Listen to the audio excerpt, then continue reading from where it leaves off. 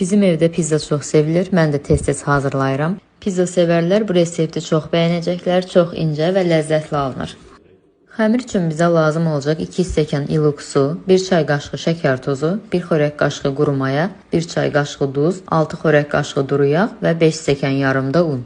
Unu az-az əlavə edərək yoğurun, çünki unun keyfiyyətindən asılı olaraq miqdarı dəyişə bilər. Yumuşaq, biraz ələ yapışan xəmir yoğururuq.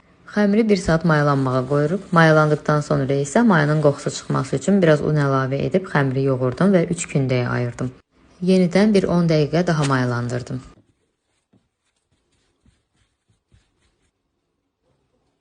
Pizzanı hazırlayacağım soba listini biraz duru yağla yağlayıb unladıqdan sonra xəmiri yerləşdirdim. Yenidən xəmiri 10 dəqiqə daha mayalandırdım. Ondan sonra isə üzərinə istədiyiniz ərzaqları əlavə edərək hazırlaya bilərsiniz. Bu qədər ərzaqdan 3 ədəd iri pizza alınır. Mən pizzaların birini kalbasalı və mozzarella pendiri ilə hazırladım. Digər ikisini isə toyuq filesi və Holland pendirindən. 230 dərəcə qızdırılmış sobada 10 dəqiqə bişirdim. Çalışın çox bişirməyin ki, pizzalar qurumasın, ləzzətli alınsın. Hazırlayacaq olan hər kəsə nuş olsun.